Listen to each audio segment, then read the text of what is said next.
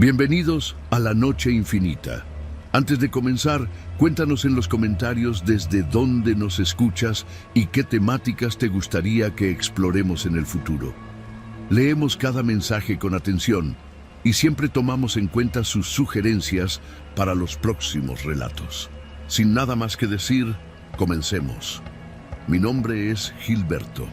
Llevo más de 20 años manejando tráiler por todo el país. Desde que tenía 23, me acostumbré a las madrugadas sin luna, al olor de las gasolineras de paso y a dormir con una navaja plegable bajo la almohada, en cabinas que más de una vez olían a miedo.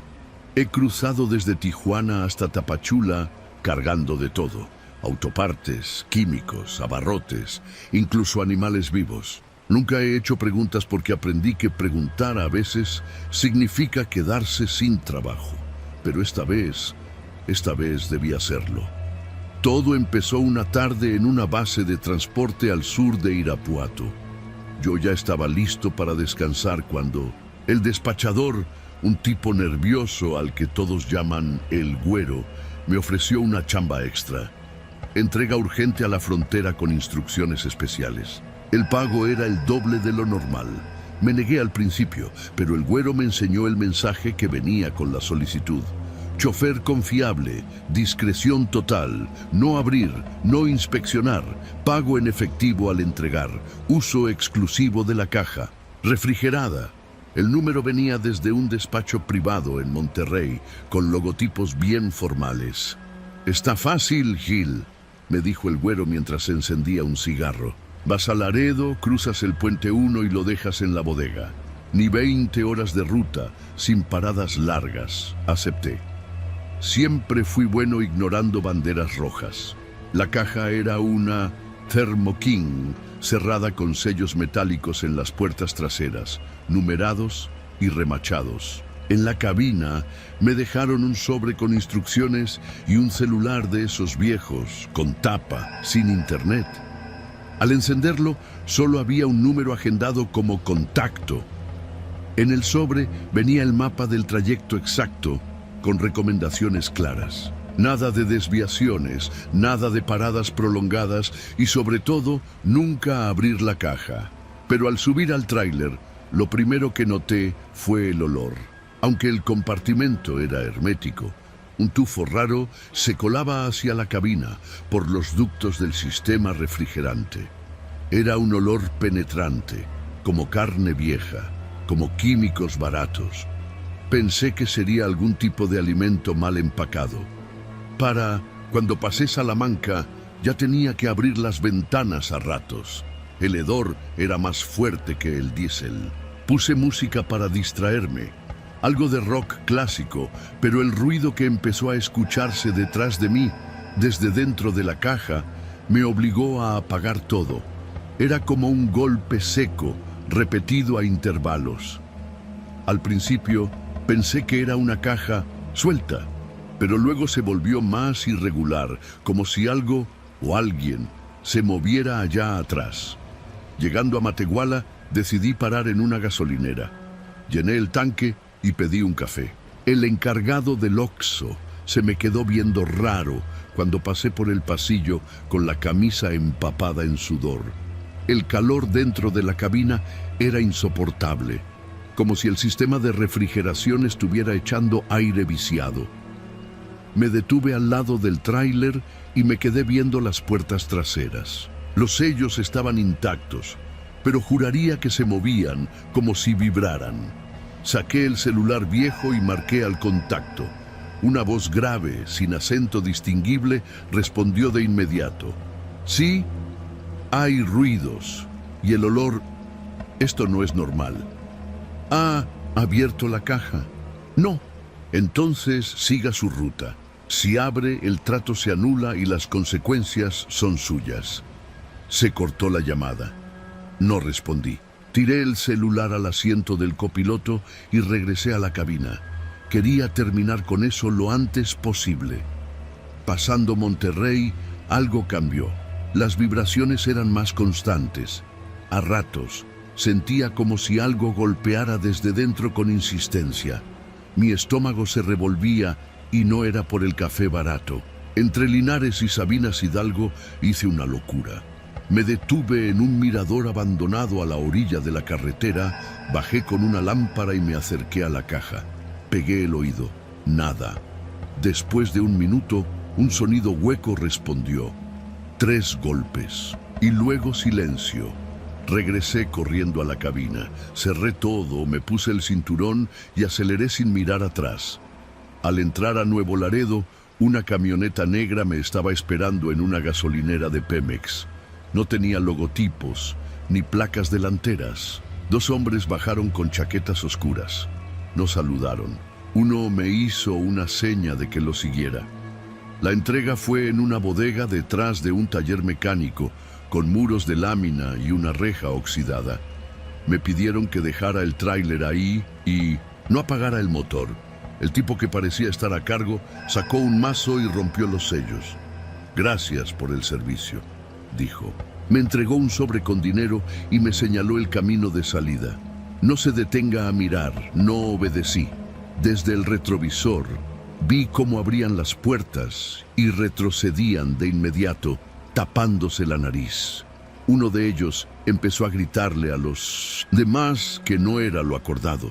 Alcancé a ver, apenas con el ángulo de la lámpara colgada en la pared, unas bolsas negras apiladas, y algo sobresalía de una de ellas. Era un pie huesudo, con la piel verdosa. Aceleré y me fui. La carretera de regreso fue la más larga de mi vida. Me detuve a dormir en una pensión cerca de San Fernando, pero no pude cerrar los ojos. El celular viejo que había dejado en la cabina sonó. No debería haberlo hecho. No había señal, no tenía datos, contesté. Una voz distinta habló. «Gracias, Gilberto. Eres parte de esto ahora, no te olvidaremos». Colgué. Apagué el celular y lo dejé en una bolsa de basura. Desde entonces no he vuelto a aceptar nada fuera de lo común. No hablo con el güero. Cambié. De número vendí el tráiler y ahora solo hago rutas locales, repartiendo materiales de construcción. Nadie sabe lo que llevé esa noche, pero yo sí, y no lo puedo borrar. En las madrugadas, cuando cruzo por ciertos caminos, todavía siento ese olor, como si se me hubiera pegado a la piel, como si algo allá atrás siguiera golpeando, esperando que alguien más se atreva a abrir. Y yo, por suerte, nunca lo hice, porque sé que si lo hubiera hecho, no estaría aquí contando esto.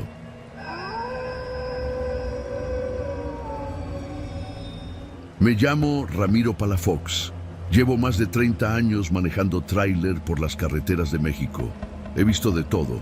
Accidentes espantosos, retenes que no son retenes, animales que cruzan sin avisar y gente que mejor no recoges. Pero esa noche, la del 2 de julio, sobre la carretera federal 03, entre Tampico y Ciudad Madero, aprendí que hay cosas peores que lo inexplicable. Hay cosas que son completamente reales y te marcan de por vida.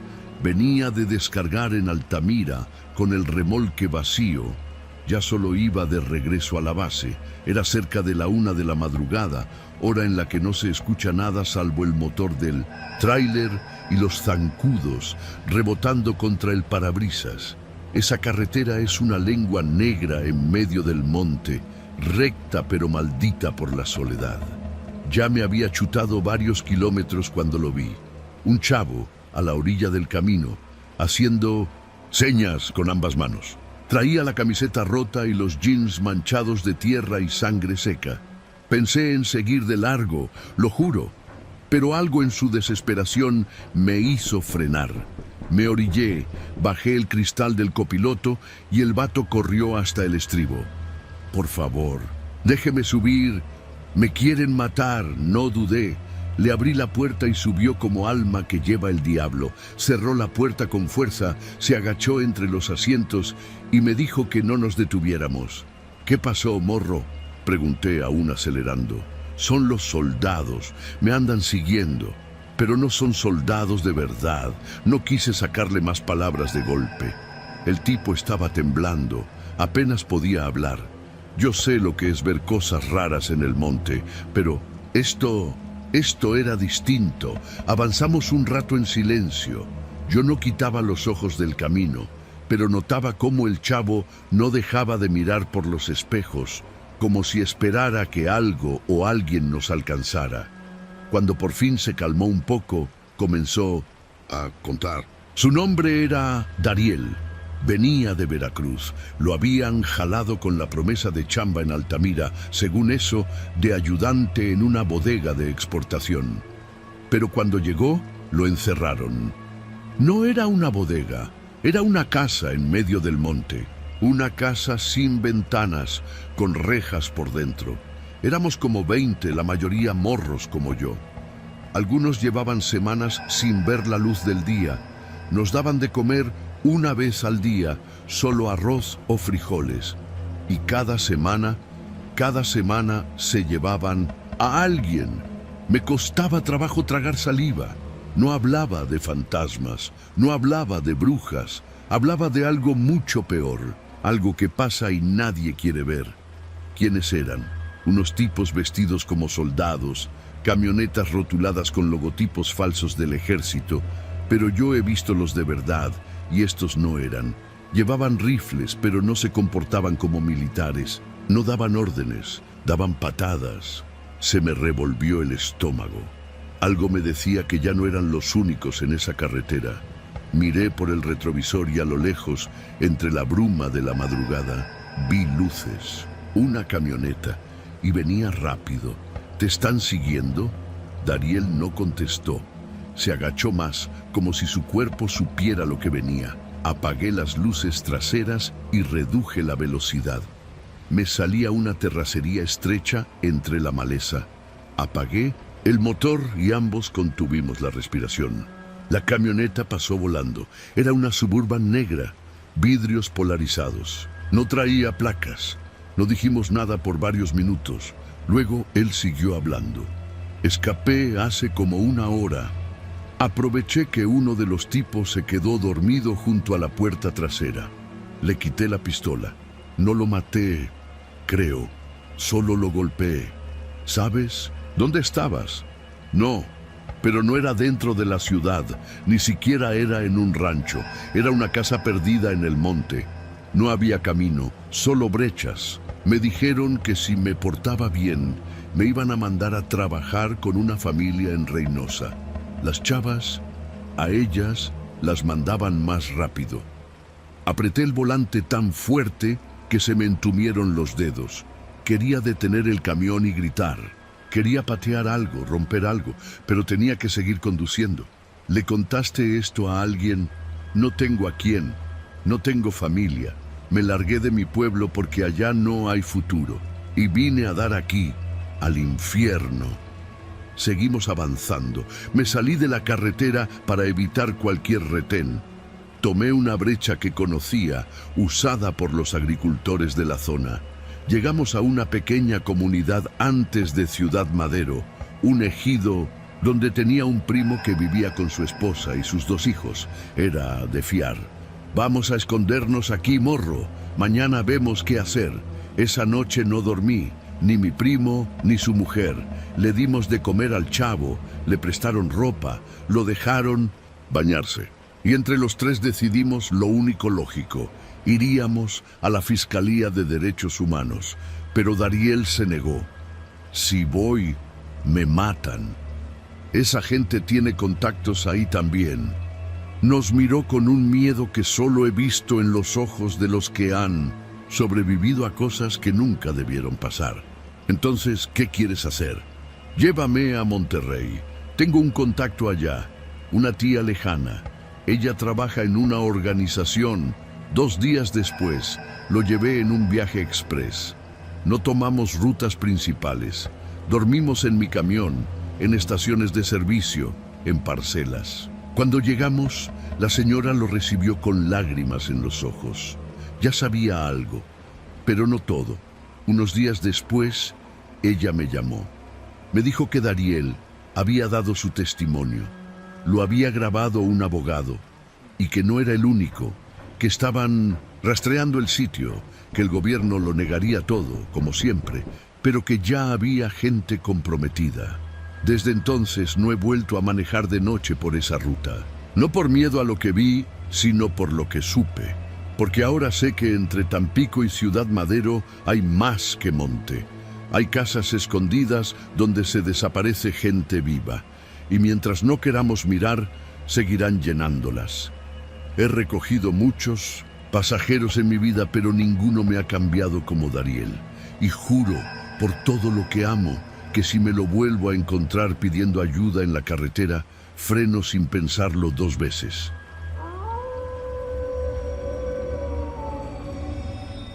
La primera vez que escuché el nombre La Rumorosa fue por boca de mi padre. Yo era un niño. Me hablaba de la carretera como si fuera una criatura viva, un monstruo dormido entre los cerros del norte que devoraba camiones por las noches. Ahí se han ido muchos, decía, por confiados, por necios o por miedo. Yo pensaba que exageraba, hasta que me tocó pasar por ahí. Mi nombre es César. Tengo 24 años y apenas llevo 3 meses trabajando como chofer de transporte pesado. La empresa me asignó un tráiler sencillo, sin doble remolque, con una carga ligera de electrodomésticos para Tijuana. El trayecto era largo, pero lo que me inquietaba no era la distancia ni el cansancio, sino el hecho de tener que cruzar por La Rumorosa de noche. Salí de Mexicali pasadas las 10. El supervisor me dijo que el clima estaba ideal. Nada de neblina ni vientos fuertes. Nomás no te pares en el camino ni te salgas de ruta, me advirtió. Lo tomé como un consejo común, pero su tono era demasiado serio para ser solo eso. Me dejó con la sensación de que había algo más detrás de sus palabras. En cuanto dejé atrás la ciudad, la carretera comenzó a cambiar. Primero fue la iluminación. Los faroles desaparecieron y todo se volvió negro, excepto por los focos de mi tráiler. Luego, el terreno. Las curvas se hicieron más cerradas, como si la montaña quisiera enredarme en su trampa. Intenté mantener la mente ocupada. Llevaba una playlist con corridos y norteñas, pero la señal de internet falló justo antes de llegar al primer tramo de montaña. La radio solo agarraba estática. Fue entonces que el silencio me abrazó por completo. Solo el motor, el rugido de las llantas y mi propia respiración. Pasada la medianoche, comencé a sentir un peso extraño en el pecho.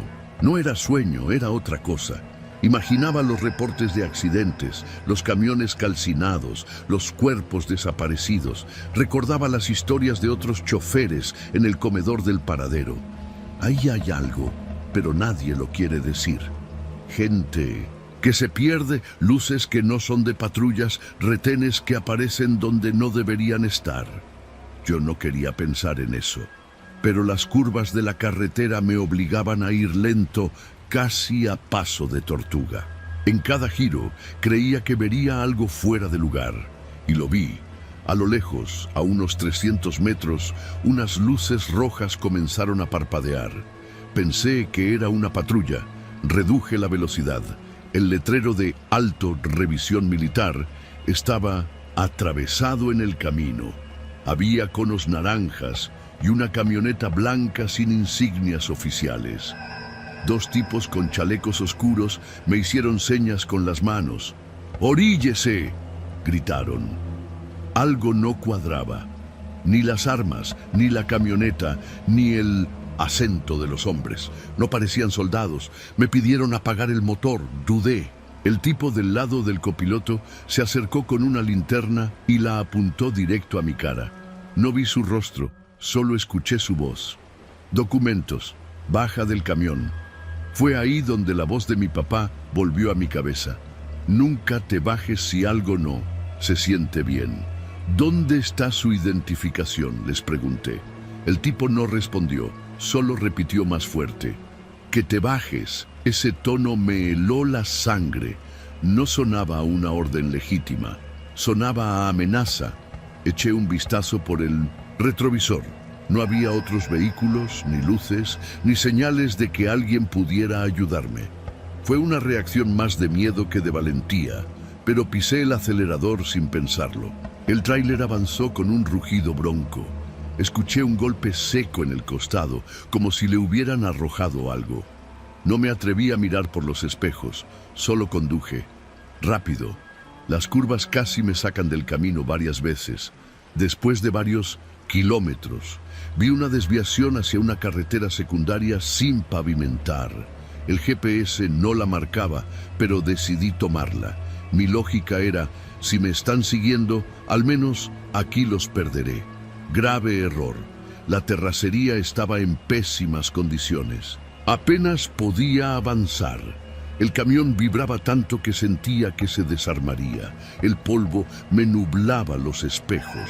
Avancé quizá unos 10 minutos por ese camino hasta que vi luces otra vez, pero no de un vehículo. Era una casa pequeña, una especie de caseta de vigilancia o almacén rural. La puerta estaba abierta.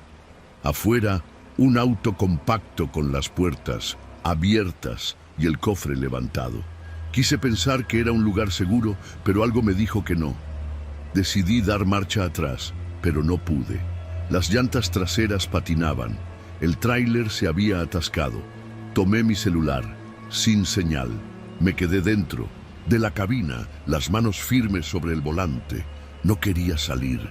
Escuché un crujido, después otro. Pasos. Por el espejo lateral vi una figura acercarse lentamente. No era uno de los tipos del retén, era otro, más joven, encapuchado, con una lámpara de cabeza encendida. Golpeó el vidrio de la puerta, no con violencia, pero con insistencia. «Amigo, ¿todo bien?», preguntó, fingiendo un tono casual. No le respondí. Mi corazón martillaba mi pecho como si quisiera salir. «Mire, se le atoró el tráiler. ¿Quiere que le echemos la mano?». «No», quise decir, pero las palabras no salieron. Sentí que si hablaba, firmaba mi sentencia. Detrás de él salieron otros 2 hombres. Uno de ellos traía algo que parecía un tubo de metal. El otro llevaba guantes y un gorro de esquiar. Entonces lo supe. Era una emboscada. La zona era perfecta, sin señal, sin testigos, sin manera de salir. La adrenalina me obligó a moverme. Salté por la puerta del lado del copiloto y corrí entre la maleza sin mirar atrás. Oí voces gritándome que me detuviera. Escuché una detonación. No sé si era un arma o solo un tubo golpeando el camión. Corrí hasta que las piernas no me respondieron. Me oculté entre unos matorrales y apagué el celular para que no diera luz. Pasaron minutos eternos. Luego, una luz se acercó. Uno de ellos buscaba con una lámpara, pero no me vio. Estuvo a menos de 10 metros. Su respiración se oía agitada. «¡Ya valió madre!», gritó otro más lejos. «Se fue al monte». Los pasos se alejaron. Esperé más de media hora antes de moverme. Regresé por un sendero paralelo a la carretera, entre espinas y tierra suelta. Me sangraban los brazos y las piernas. Cuando al fin vi luces de un tráiler bajando por el otro carril, salí a la carretera agitando los brazos. El conductor paró. Era un señor ya grande, con cara de susto al verme tan sucio y ensangrentado. «¿Qué pasó, joven?», intentaron. «Asaltarme», le dije con la voz rota. Me subió sin preguntas. Me prestó su radio y pude comunicarme con la empresa y la Guardia Nacional. Encontraron mi tráiler vacío horas después. La carga se la llevaron. No hubo detenidos. Desde esa noche, no volví a conducir por la Rumorosa. Y aunque sigo trabajando en carretera cada vez que paso cerca de una desviación sin nombre, cada vez que veo un retén improvisado, se me revuelven las tripas.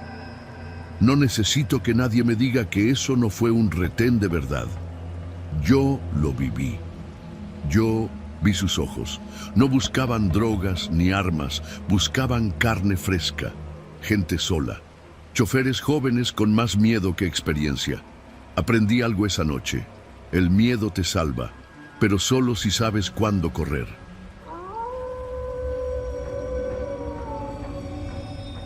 Me llamo Martín Contreras, chofer de tráiler desde hace casi 20 años. He manejado por casi todo México, desde las curvas de la Rumorosa hasta los interminables rectones de la autopista del Pacífico. He dormido en la cabina, en estaciones de gasolina, hasta en brechas polvorientas cuando no quedaba otra. Y he visto cosas feas, accidentes, muertos, asaltos, pero nada me preparó para lo que viví una noche de septiembre, cruzando Sonora con una caja refrigerada que no debía haber abierto nunca. Todo empezó con una llamada de Javier, un viejo conocido que solía trabajar conmigo en una empresa de transportes en Hermosillo.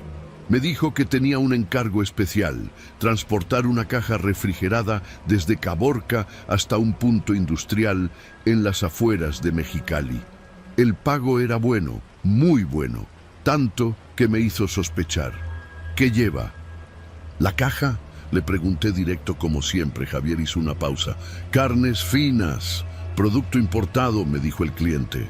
Pero lo importante es que llegues en menos de 10 horas con la caja a menos de 5 grados.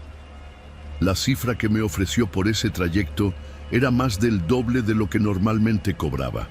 Me dijo que el tráiler ya estaba cargado, que solo tenía que recogerlo detrás de una bodega en la salida de Caborca, sin preguntas. Debí decir que no, pero no lo hice. Llegué a la bodega a eso de las 9 de la noche. Era un lugar medio escondido, sin letreros, rodeado por una malla ciclónica oxidada. Un hombre de gorra y chamarra me esperaba afuera. No dijo su nombre. Me entregó los papeles del transporte, todos sellados con logotipos falsos, de esos que parecen oficiales a primera vista, pero que si los miras bien, están mal impresos o con nombres raros. La caja ya estaba conectada al tractocamión. Era una Thermo King grande, blanca, sin ningún logo. Me subí, revisé el control de temperatura. Estaba en 3 grados centígrados. El compresor hacía su ruido habitual, ese zumbido constante que uno aprende a ignorar. Revisé el GPS de la tablet del tablero. La ubicación de entrega aparecía como un punto sin nombre, solo unas coordenadas cerca del ejido Puebla, al este de Mexicali. Nada raro si lo ves desde la lógica del transporte rápido. Salí rumbo al norte. El plan era manejar toda la noche. Había dormido durante el día y tenía café suficiente para llegar sin parar. El peso de la carga era inusual, demasiado uniforme, como si lo que llevara adentro estuviera perfectamente repartido. No sonaba nada, ningún crujido, ningún golpe seco de cajas mal acomodadas. Para cuando crucé el retén militar en el kilómetro 43, ya pasaban de las 10.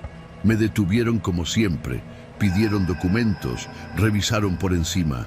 Nadie quiso abrir la caja. Uno de los soldados se acercó a la compuerta trasera y puso la mano sobre el metal. «Está muy fría», comentó como al aire. Le respondí que era carne de exportación. Me dejaron pasar. Todo iba bien hasta que, faltando unas 3 horas para llegar, el sistema de enfriamiento empezó a fallar. El compresor hizo un ruido raro, un golpe seco, como si algo dentro se hubiera trabado. Luego silencio. Miré la pantalla. La temperatura subía 5 grados, 6, 7. Traté de reiniciar el sistema. Nada. Estaba muerto. Tenía 2 opciones: seguir manejando y rezar que no me descontaran por no mantener la cadena de frío, o parar y revisar qué diablos pasaba. Escogí la segunda. Me orillé cerca de un viejo paradero de carga abandonado, poco antes de entrar a Sonoita. Apagué el motor. Bajé con la linterna en la mano. La noche era cerrada, el aire seco. A lo lejos se escuchaban los ladridos de perros, vagos. El sistema de refrigeración estaba caliente al tacto. Algo no cuadraba. Di la vuelta a la caja y dudé. Revisé los sellos. Eran de plástico, no metálicos. Nada que no se pudiera cortar con un buen cuchillo. Me dije que solo echaría un vistazo, que tal vez alguna caja mal cerrada estaba bloqueando la ventilación. Corté el sello. Abrí la compuerta.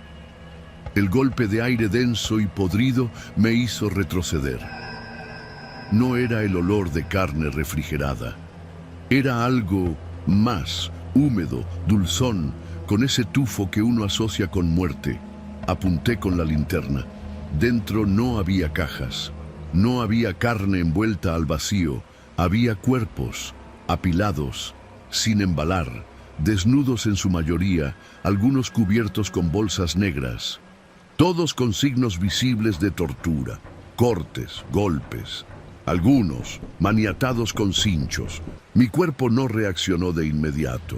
Me quedé ahí parado, tragando aire como si fuera vidrio. Luego vomité.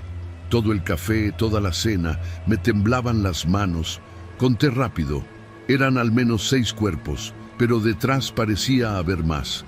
Cerré la compuerta. Vomité otra vez.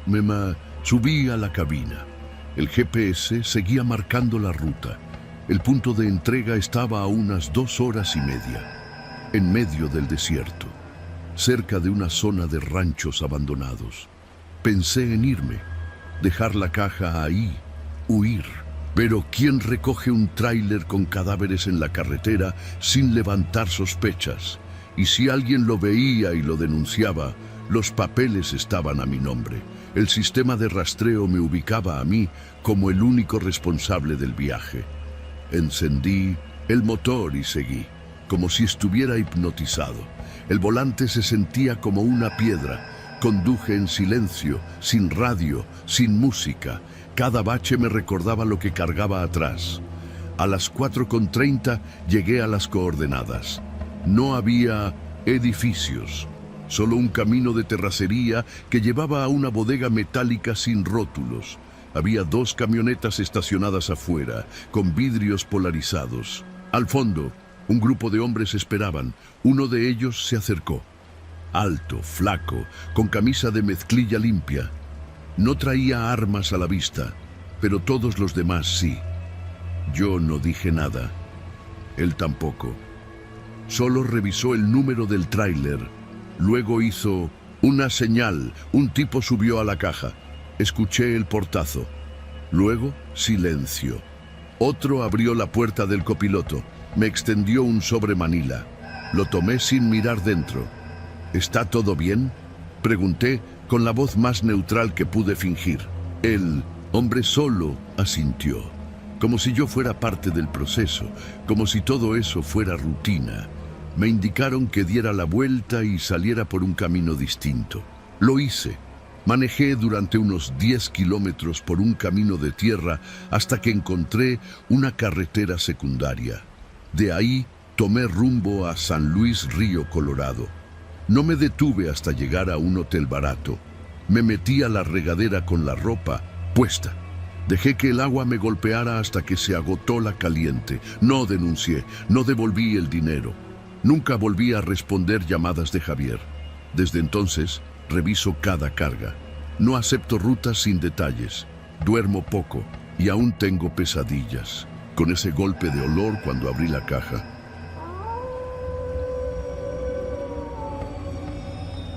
No hay nada más solitario que una carretera de madrugada.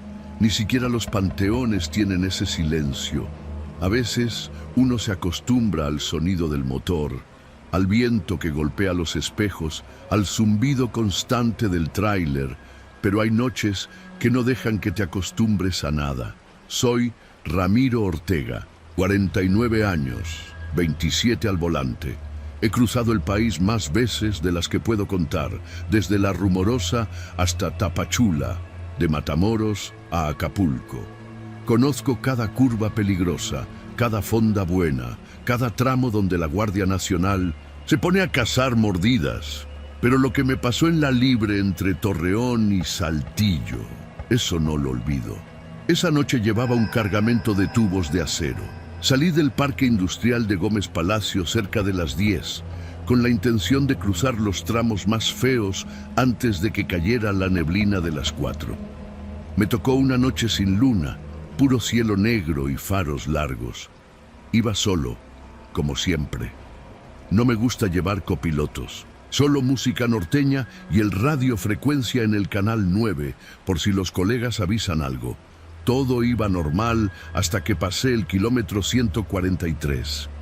No era un lugar especial, ni una curva traicionera, solo asfalto y cerros secos a los lados. Pero ahí, justo en un tramo recto, vi las luces de otro vehículo detenido. Pensé que era un auto descompuesto, quizá alguien que necesitaba ayuda. Reduje la velocidad, preparándome para orillarme, pero no era una avería, era una camioneta blanca, sin placas. Las puertas traseras estaban abiertas y en el suelo había un cuerpo, boca abajo. A unos metros, otro tipo de rodillas, con las manos amarradas a la espalda. Al lado de él, 3 hombres, uno con pasamontañas, los otros encapuchados. Uno de ellos sostenía una pistola y el que estaba de rodillas lloraba. Frené en seco, sin pisar el freno fuerte para que no chillaran las llantas. Me quedé inmóvil, con las luces apagadas a unos 50 metros.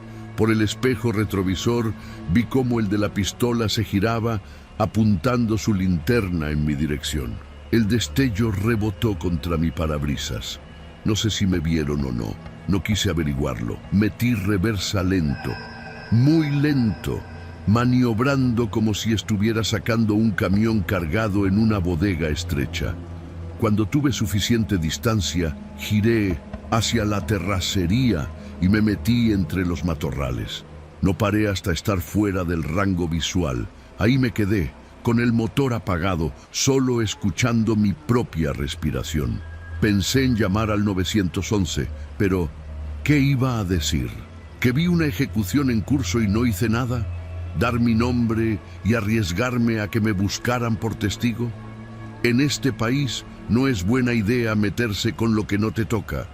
Encendí el motor despacio, sin luces. Regresé al asfalto por un camino de tierra que me sacó como 2 kilómetros más adelante. Y ahí, justo cuando regresaba a la carretera, empezó. Primero fue la radiofrecuencia. Camión blanco doble remolque, placas terminación 45. Ya te vimos, no hagas pendejadas. Era mi unidad. Me congelé. No tenía la radio abierta. Nadie debía saber mis placas. Nadie. No te detengas. No llames a nadie. Si te sales de la carretera, te encontramos. No supe qué hacer. La voz era seca, sin emoción, de esas que no suenan como amenaza, sino como sentencia. Seguí conduciendo. A 90, a 100, revisando los espejos cada 10 segundos. Y entonces lo vi, una moto, negra, sin luces, pegada a mi retaguardia como sombra maldita. Iba sin ruido, como si flotara sobre el pavimento. En curvas se acercaba tanto que juraba que iba a pegarme. En rectas se alejaba apenas unos metros, siempre vigilando. Apreté los dientes. Busqué señales, una gasolinera, una patrulla, un puto letrero de pueblo a 5 kilómetros. Nada, solo desierto, mezquites y el zumbido del motor. Quise apagar la radio. No servía de nada. Sigue manejando, Ramiro, te estamos cuidando. Se me fue el alma al suelo. Dijeron mi nombre, jamás lo dije por radio, ni una vez. Nadie me conocía por mi nombre completo salvo mi patrón. Y él estaba dormido en Durango. Apreté el volante. Me di cuenta de que mis nudillos estaban blancos, el camión vibraba, los espejos temblaban, y la moto seguía ahí, como un parásito. Pensé en acelerar, rebasar los 120, pero eso con remolque es jugarle al diablo. Una curva mal tomada y terminas volcado como tortuga panza arriba. Entonces vi las luces de un retén, un filtro militar. 3 vehículos blindados, soldados con armas largas, iluminaban con reflectores a todo el que pasaba. Ahí está mi salida, pensé. Ahí se acaba este infierno. Pero cuando me acerqué, la radio volvió a sonar. Si te paras, mueres. Sigue, no hay nada para ti ahí. No les creí. Apreté el claxon. Quise llamar la atención. Nadie reaccionó. Cuando estuve a menos de 20 metros, vi que el retén no era real.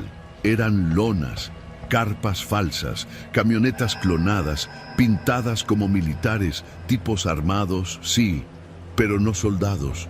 Ninguno tenía insignias, ninguno llevaba chaleco, solo rostros cubiertos y armas listas. No sé cómo frené a tiempo, giré el volante con todo, salí del camino, rebotando en la grava, mientras los tipos empezaban a gritar. Uno alzó su arma, pero no disparó. Tal vez no entendieron lo que pasaba, tal vez pensaron que era un loco. No paré, aceleré como nunca, el camión botaba con cada bache. Uno de los espejos se quebró con una rama, pero logré volver al asfalto más adelante. La moto había desaparecido, o eso pensé.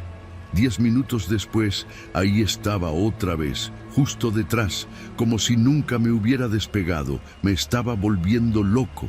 Busqué formas de perderla, cambié de luces, falsas señales de giro. Entré a un tramo de curvas cerradas y casi me salgo del camino. No sirvió. La moto seguía. Eran más de las 3 cuando vi el letrero que decía gasolinera a 2 kilómetros. No era de las grandes, solo un local con luz mortecina y una caseta de vigilancia vacía. Me la jugué, entré a toda velocidad, directo al área de servicio. Me bajé con la radio en mano, apuntando al guardia como si fuera un arma. Llámale a alguien, a quien sea. No me dejes solo. El tipo no entendía nada. Me vio con cara de susto como si pensara que era un asaltante. ¿Qué pasa, señor? Una moto me viene siguiendo. Me amenazaron. El guardia miró hacia la carretera. ¿Cuál moto? La maldita carretera estaba vacía. Ni luces, ni ruido, ni rastro. Nada. Me revisaron. Llamaron a una patrulla municipal. Llegó 1 hora después. Me hicieron preguntas. Revisaron la radiofrecuencia. Estaba limpia. Como si nadie hubiera hablado en ella. Ni un solo registro. Me tomaron los datos. Me pidieron no salir del estado por 48 horas. Dormí en un hotel de paso. Dejé el camión con custodia en la gasolinera. No volví a manejar esa ruta. Hoy solo hago traslados locales. A veces Torreón Gómez, a veces Monclova. Corto, seguro, predecible. Nunca supe quiénes eran. Narcos, sicarios, contrabandistas, da igual. Lo que importa es que me vieron y que me dejaron ir, tal vez por miedo, tal vez por lástima, o tal vez porque sabían que con el susto ya era suficiente. Pero cada vez que escucho una moto negra en la calle, el corazón me late como aquella noche. Y cuando alguien nuevo me pregunta por qué ya no manejo de madrugada, solo digo, porque ya me sé la ruta del infierno.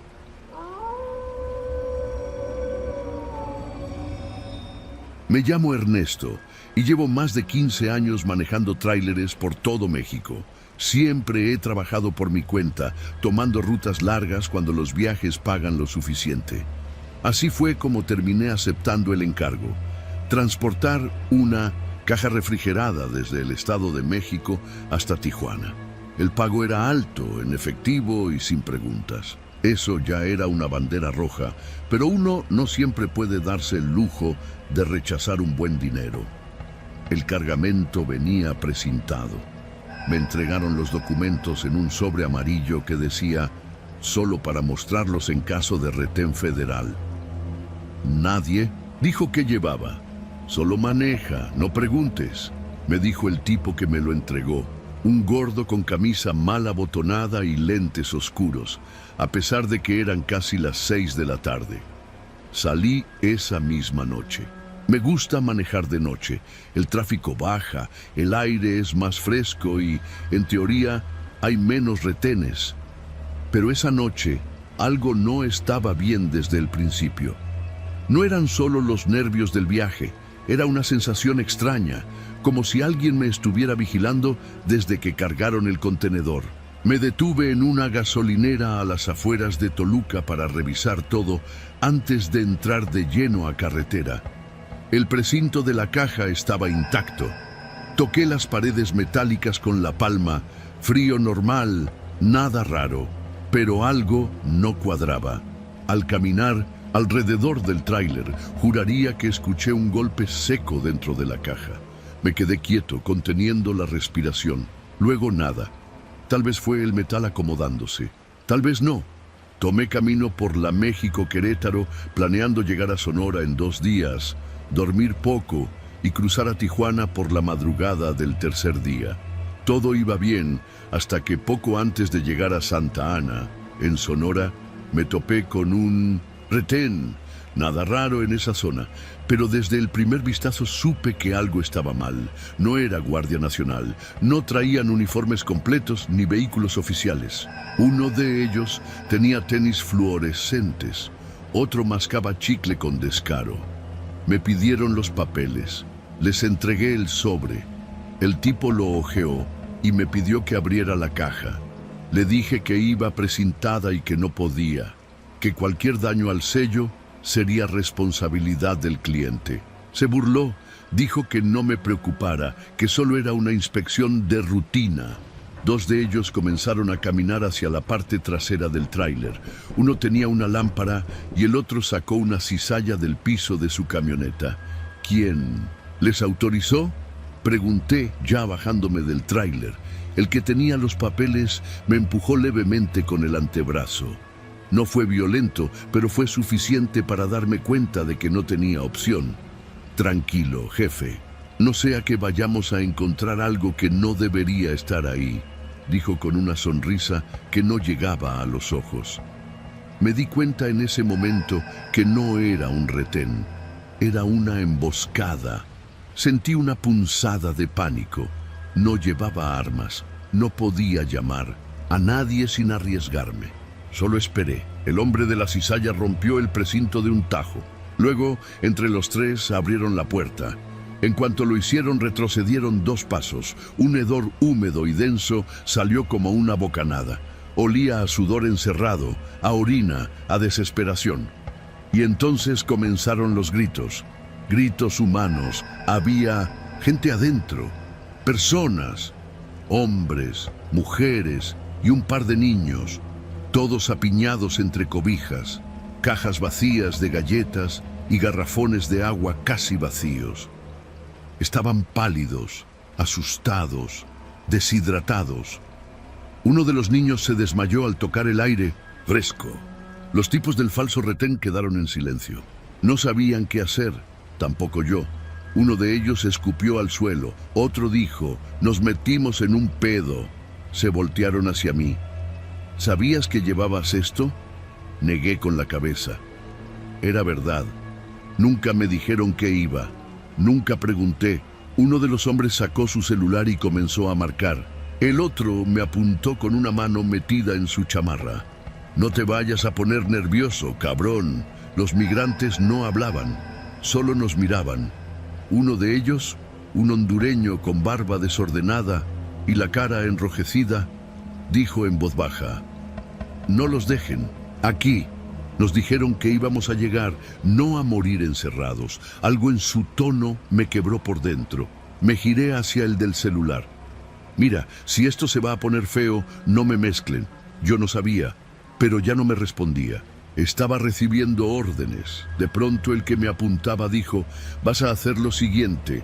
Vas a volver a cerrar la caja, vas a seguir tu camino, no vas a hablar con nadie. Nosotros vamos a arreglar esto». ¿Arreglar qué? ¿Los vas a matar? El tipo no contestó. El del teléfono volvió a hablar. «Mueve el tráiler, a unos kilómetros hay una desviación, toma la de terracería, ahí van a llegar por ellos». Sabía que no podía confiar en ellos. Sabía que si me iba por donde me decían, iba a ser cómplice de algo mucho peor. Pero también sabía que no tenía cómo enfrentarme. Los migrantes no decían nada.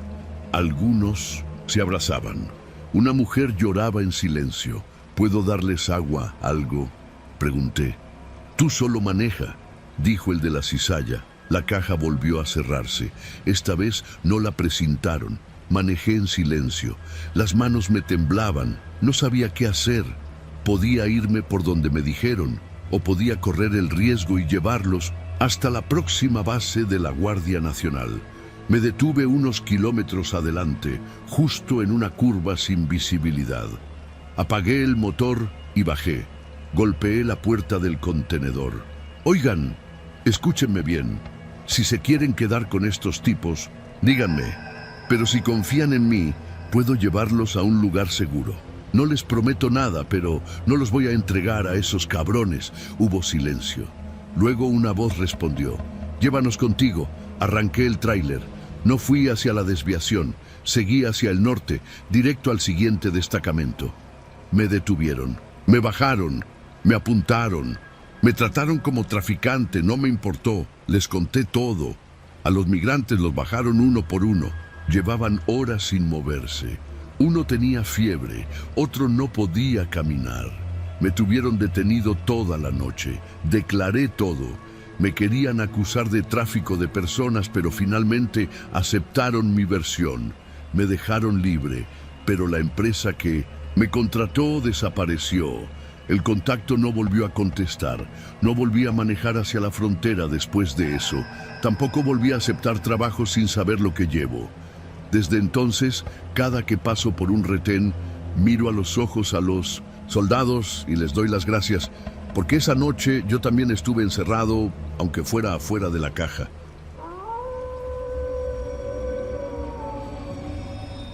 Me llamo Marcos Ramírez, tengo 38 años, vivo en Iztapalapa y llevo más de una década manejando todo tipo de vehículos. Taxis, camionetas de mudanza, transporte escolar, lo que caiga. Nunca he tenido miedo de ensuciarme las manos mientras el dinero fuera justo. Pero lo que pasó esa noche cambió por completo la forma en que veo el trabajo y las personas. Todo empezó con una llamada anónima a mi número personal. No era raro. Cuando uno trabaja en el mundo del transporte, los contactos y las recomendaciones de voz en voz terminan formando una red invisible. Me ofrecieron un trabajo sencillo pero bien pagado. Recoger un camión ya cargado en una bodega de Naucalpan, manejarlo sin detenerme hasta una dirección en las afueras de Cuernavaca y entregarlo justo antes del amanecer. Nada de GPS, nada de preguntas. Solo seguir una ruta marcada en un papel. Me prometieron 20,000 pesos por el encargo. Pago en efectivo al final. La única condición, no abrir el camión, no mirar lo que lleva adentro. Acepté sin pensarlo. Mucho. Las cosas no estaban fáciles y esa cantidad era difícil de ignorar. Al día siguiente, poco antes de las 11 de la noche, llegué a la dirección que me dieron. Era una bodega industrial, de esas que parecen abandonadas durante el día, rodeada de matorrales secos y chatarra. Me recibió un hombre con lentes oscuros, incluso de noche. No me dijo su nombre. Solo me dio las llaves del tractocamión y un folder con las instrucciones. La caja ya estaba cerrada y sellada con un candado metálico sin marcas. Sigue la ruta que viene ahí, sin desviarte. Llega antes de que amanezca. No importa lo que pase, no abras la caja. Me lo dijo sin levantar la voz, pero con una seriedad que no admitía réplica. Firmé el recibo del vehículo, me subí a la cabina y me puse en marcha. La carretera federal México-Cuernavaca no estaba del todo vacía, pero sí tenía ese aire pesado de las madrugadas. Todo se sentía diferente, más vulnerable. Llevaba un termo con café, música norteña bajita para no dormirme y la ruta en papel pegada al tablero. Por lo demás, el viaje debía ser como cualquier otro. Pasé Tlalpan, luego Tres Marías. La niebla empezó a caer como si alguien la hubiera soltado desde el cielo, espesa, baja, maldita. Aún con las luces altas, el camino se reducía a apenas 10 metros frente a mí. El motor del camión rugía parejo, pesado, y la caja vibraba con una resonancia sorda que no era del todo normal. Al principio lo atribuí al peso de la carga, pero luego comencé a escuchar algo más, un golpeteo. No constante, no claro, un toc, toc, irregular, que parecía venir desde el interior de la caja. No quise pensar en lo obvio. Tal vez la carga no estaba bien sujeta, pero el ruido se repitió. primero suave, luego más fuerte, como si algo o alguien estuviera intentando llamar desde adentro. Me aferré al volante.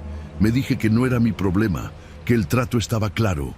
No abrir, no mirar, solo entregar. Pero cuando pasé por un tramo aislado cerca del Parque Nacional El Teposteco, el ruido se volvió inconfundible. No era solo un golpeteo, era un puño, una mano golpeando el metal. Y luego, una voz. Oye, oye, sácame, por favor. Frené en seco. El camión chirrió, la carga se sacudió. Todo quedó en silencio salvo por el ronroneo del motor. Apagué la música. No podía ser. Nadie me había dicho que había personas en esa caja. Me bajé de la cabina temblando con la linterna del celular apuntando hacia la parte trasera. El candado seguía intacto. ¡Por favor! ¡Nos vamos a morir aquí adentro! La voz se volvió desesperada. Gritos, golpes. No sé cuánto tiempo me quedé congelado frente al camión. Algo dentro de mí me gritaba que no debía abrirlo, que romper el trato significaba meterse en problemas que no quería conocer. Pero otro lado, uno más humano, me decía que no podía dejar morir a alguien, encerrado como animal. Tomé una decisión. Corrí de vuelta a la cabina, tomé el botiquín de herramientas y golpeé el candado con todas mis fuerzas, pero justo cuando estaba a punto de romperlo, el sonido se detuvo. Como si lo hubieran apagado. Silencio. Absoluto. Angustiante. «¿Hola?», pregunté, sin obtener respuesta. Entonces noté algo que no había sentido antes. Olor. No a combustible ni a tierra. Era un olor metálico, espeso, algo entre óxido y carne vieja. Me alejé. El miedo me ganó.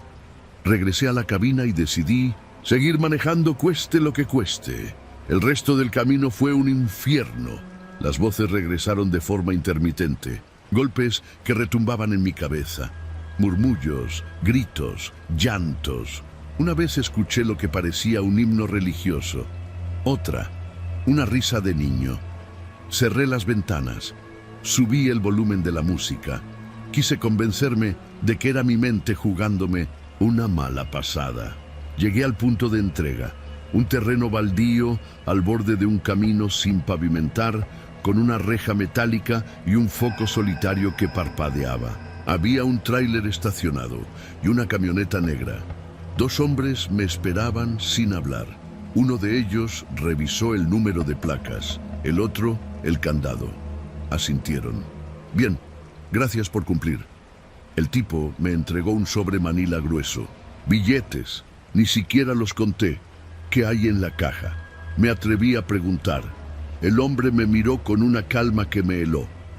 «No preguntes lo que no estás preparado para entender. Ya hiciste tu parte. Mejor no vuelvas por aquí». Se subieron a su vehículo y se fueron. El camión quedó ahí. Yo también. Conduje hasta una gasolinera en Temixco. Me encerré en el baño y vomité. Cuando me calmé, conté el dinero. Eran 20,000, exactos, pero cada billete olía a humedad, como si hubieran estado enterrados. Esa fue la última vez que acepté un trabajo sin hacer preguntas. Y cada vez que manejo por esa carretera, evito mirar en los espejos retrovisores, porque en el fondo todavía me parece escuchar, muy lejos, muy leve, ese golpe hueco, toc, toc, y un susurro. «Gracias por no abrir, esta vez no».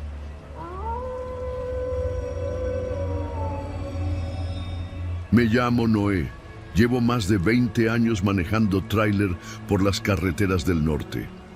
Desde joven me acostumbré al silencio del asfalto, a las horas eternas bajo el sol y al frío de la madrugada que se cuela por las rendijas del parabrisas cuando atraviesas estados como Durango.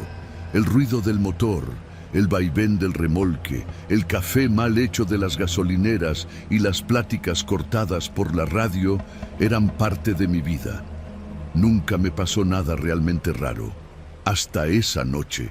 Era un miércoles. Había salido desde Ciudad Juárez con una carga de herramienta pesada para una constructora en Mazatlán. Un trayecto común. Tomas la carretera federal 40, pasas por Parral, cruzas Durango capital y luego te dejas caer hasta la costa. Me programé para hacer una pausa larga en una gasolinera de la carretera justo antes de llegar a Gómez, Palacio. Ahí debía dejar el tráiler para que otro conductor lo continuara. Las órdenes venían desde la base en Chihuahua. Me llamaron directo al celular mientras repostaba combustible en Jiménez. Noé, necesitas entregar el camión a otro operador en una estación de servicio antes de llegar a Lerdo. Ahí te van a relevar. Tú te regresas con uno de los autos, de escolta que vienen de vuelta. No era común ese tipo de cambios a mitad de ruta, pero no me molestó. A esas alturas del trabajo, uno obedece. Además, ya me habían dicho que el nuevo operador estaba certificado y que el pago completo por mi tramo se depositaría una vez que confirmara la entrega. Todo limpio. Llegué a la gasolinera justo antes de las 11 de la noche. Era un lugar solitario, con un par de bombas de gasolina, un baño que olía a cloro con orines y una tienda de conveniencia con las vitrinas a medio llenar. Afuera, un tráiler oxidado estaba estacionado desde quién sabe cuándo. A un costado, una vieja camioneta Ford parecía abandonada. Todo olía a tierra reseca y gasolina vieja. Me estacioné junto a las bombas y llamé al número que me habían dado. «Buenas noches. ¿Usted es el operador Noé?», preguntó una voz joven, demasiado educada. «Así es. Ya estoy aquí en la estación. ¿Cuánto tardas?» «Estoy a 5 minutos. Espéreme ahí, no se mueva». Llego en una camioneta roja, colgué. La tienda ya había cerrado, así que me recosté en el asiento, dejando la puerta entreabierta por el calor. Solo se escuchaban los grillos y el tic-tic-tic del motor enfriándose. En el horizonte, las luces lejanas de la autopista dibujaban una línea de luciérnagas eléctricas. Me sentía somnoliento, pero no bajé la guardia.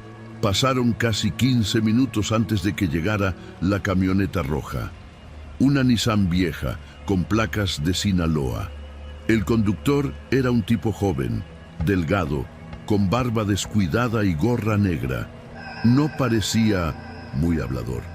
Solo se acercó a mi ventanilla y me dijo: «¿Listo? Yo me encargo desde aquí.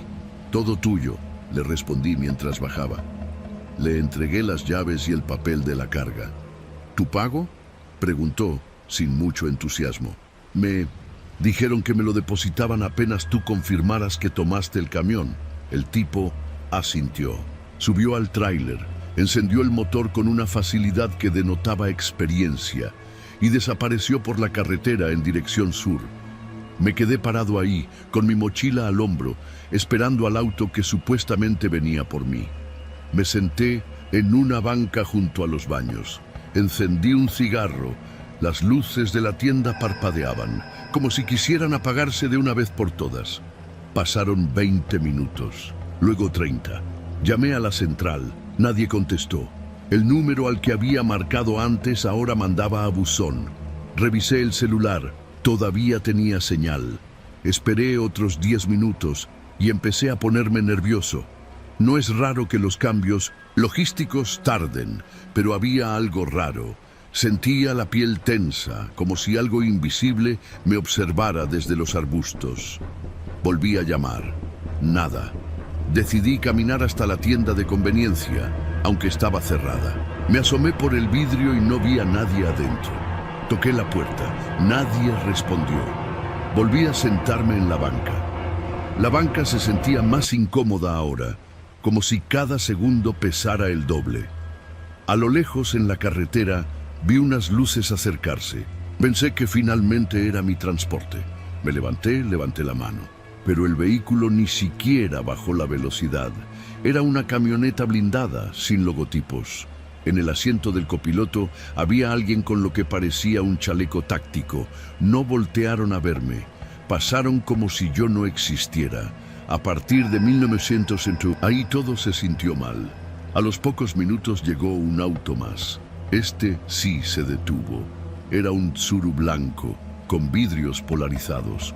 Bajó un tipo moreno en camisa y pantalón de mezclilla, con botas de trabajo. Tenía una sonrisa demasiado ancha. ¿Usted es Noé?, me preguntó. Sí. ¿Viene por mí? Pues claro, jefe. Me mandaron de la base. No traía credencial. Nada que lo identificara. Dudé. ¿Cómo sé que vienes de parte de la empresa? Híjole. Pues porque aquí estoy, ¿no? Me dijeron que me trajera al señor del tráiler que dejó la unidad. Y pues usted es el único aquí. No me convencía. Pero eran más de la medianoche. La carretera estaba muerta. No tenía muchas opciones.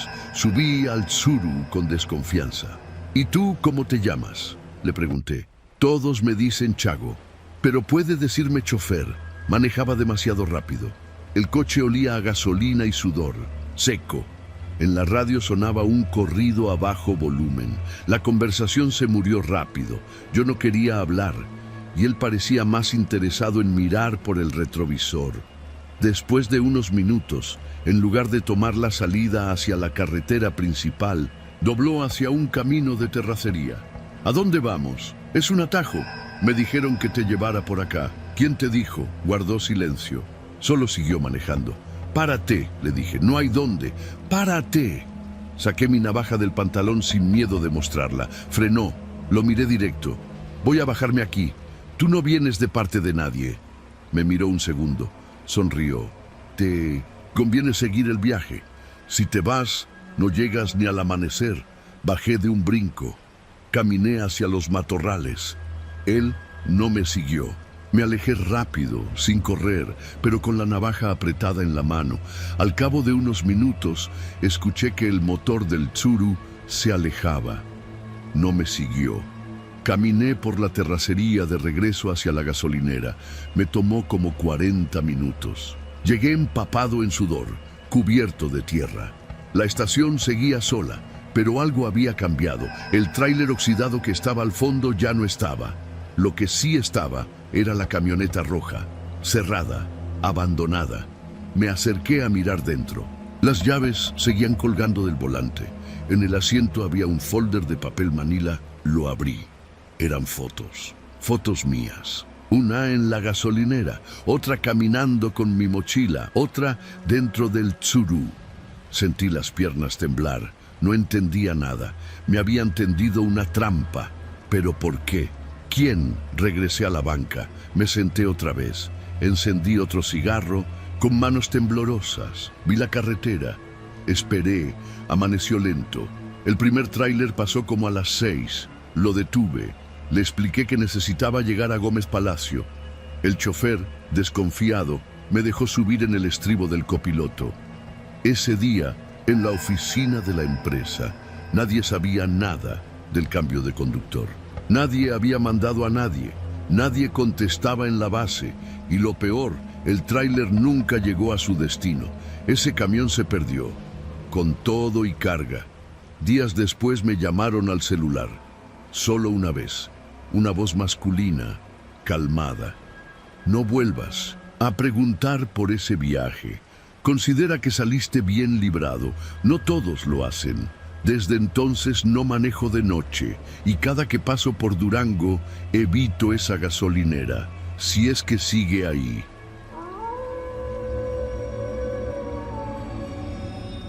Soy trailero desde hace más de 15 años. He manejado por todo México, desde los desiertos de Sonora hasta las fronteras de Chiapas, pero nada, absolutamente nada de lo que he vivido se compara con lo que me ocurrió en Guadalajara hace apenas unas semanas. Ese día salí de León como a las 4 de la mañana. Mi destino era un parque industrial en El Salto, una zona al sureste de la ciudad, cerca del aeropuerto. El cliente era nuevo. Según la hoja de entrega, era un centro de acopio de materiales electrónicos, nombre genérico, sin logotipo ni página web. Cosa rara, pero no inaudita. Llegué a eso de las 8:30. El sol ya picaba fuerte sobre el toldo de la cabina. Al llegar al parque industrial, todo se veía normal. camiones entrando y saliendo, empleados con chalecos fosforescentes, el zumbido constante de los montacargas. Pasé por la caseta principal, donde un guardia me pidió mis papeles. Entrega para Semextra, dije, leyendo el nombre del cliente. El guardia, un señor ya mayor con uniforme deslavado y lentes gruesos, revisó una lista y asintió. Vete al almacén 6, al fondo, a la derecha. Pasa la báscula, da vuelta después del edificio de pinturas. Ahí hay un guardia. Él te va a indicar. Seguí las instrucciones. El camino me llevó hasta una sección apartada del parque. La actividad disminuía conforme me acercaba. Cuando llegué al supuesto almacén 6, me sorprendió que todo estuviera vacío. Era una nave industrial grande, con portones metálicos cerrados y sin ninguna señalización. Solo un pequeño letrero oxidado donde apenas se leía 6. No había logos, no había camiones ni trabajadores. Solo un guardia, sentado en una silla plegable a la sombra de un mezquite seco. Me estacioné y me bajé. ¿Aquí es la entrega para Semextra? Sí, respondió sin levantarse. Descarga en el andén 2. Me acerqué al remolque, abrí las puertas y comencé a maniobrar para acomodarlo. Cuando volví a buscar al guardia, ya estaba parado junto al portón. Descarga aquí. Cuando termines, me avisas para firmarte. El portón se abrió con un rechinido seco. Adentro no había nada, ni maquinaria, ni anaqueles, ni gente. Solo un espacio amplio, con luz natural filtrándose por tragaluces rotos y un eco que deformaba cada paso. ¿Y no hay montacargas? No. Tú baja. Tragué saliva, molesto, pero no sorprendido. No sería la primera vez que me tocaba bajar tarimas. A puro diablito.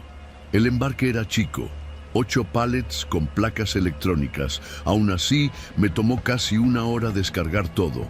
Cuando terminé, el guardia ya estaba junto a la cabina. Firmó rápido, sin revisarme nada. Listo, ya te puedes. Ir no dijo más. Yo tampoco pregunté. Todo se fue al carajo 3 días después. Estaba de regreso en León cuando me llamaron del despacho de transporte. Voz seria, formal. Oye, Sergio, aquí el jefe de logística quiere hablar contigo. Es sobre la entrega del jueves en Guadalajara. Me pasaron la llamada. Sergio, soy Álvaro Vargas. Están diciendo que no entregaste la mercancía. ¿Cómo que no entregué?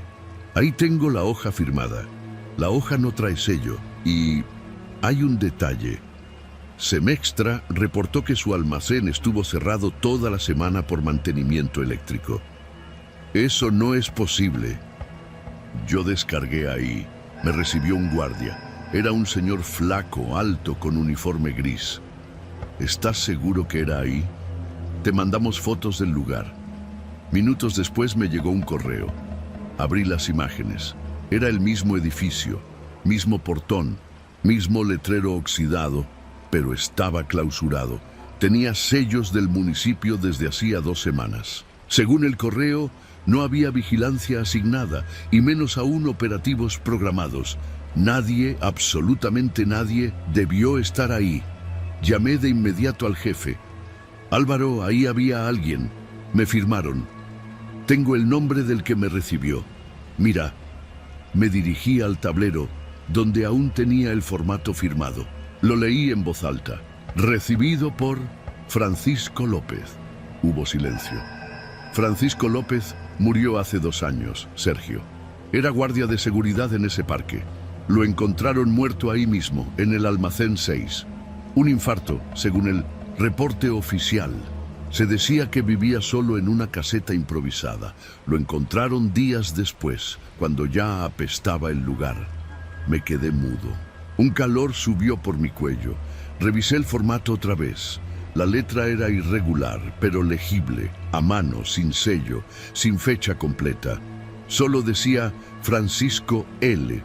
y el resto estaba difuminado, como si alguien lo hubiera frotado. Ese fue el comienzo. Las siguientes semanas fueron un infierno. Primero, la policía. Un agente ministerial me visitó en casa, me cuestionó con frialdad si vi algo extraño, si hubo testigos, si entregué en el lugar correcto. Me trataban como si hubiera robado la mercancía.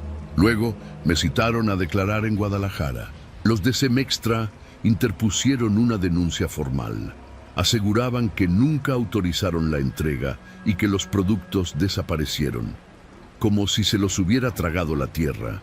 Conté todo: la ruta, el guardia, el almacén vacío, el portón abierto, la firma. Nadie me creyó. Al revisar las cámaras del parque industrial, los archivos estaban incompletos. La grabación del andén 2 simplemente no existía, ni una sola imagen. Mi reputación quedó hecha trizas. Dejaron de darme viajes. Los rumores crecían, que me robé la carga, que la vendí en el mercado negro, que estaba involucrado con algún grupo raro. Tuve que aceptar entregas locales. Nada de carretera, nada nocturno. Me costaba dormir. A veces soñaba con el portón, con el eco hueco del almacén, con la cara del guardia. Hasta que un día, buscando entre mis papeles, encontré algo que me heló la sangre. Era la hoja de ruta que me habían dado en la empresa, con el nombre del contacto al que debía llamar al llegar al parque: Francisco López. Su número seguía guardado en mi celular. Lo marqué. Para mi sorpresa, timbró. «¿Bueno?», respondió una voz al tercer tono. No dije nada, solo colgué. Era la misma voz, seca, sin emoción. Al día siguiente cambié de número, borré el contacto, quemé la hoja de ruta. No volví a hablar del tema, ni siquiera con mi esposa, hasta hoy. Hoy me llamó un viejo compañero trailero. Me contó que le ofrecieron un viaje con la misma empresa, Semextra, mismo destino, mismo parque industrial. ¿Lo acepto o qué? No, no lo aceptes. Borra ese cliente, no entregues ahí. ¿Por qué? ¿Qué pasa? Solo no lo hagas, compa, créeme. No le dije más. ¿Cómo explicarle algo que ni yo puedo entender? Solo sé que ese día entregué mercancía en un almacén clausurado a un guardia muerto, en un lugar donde todo indica que nunca estuve. Y aún tengo la hoja de entrega con su firma, que sigue fresca, como si alguien la hubiera escrito esta misma mañana.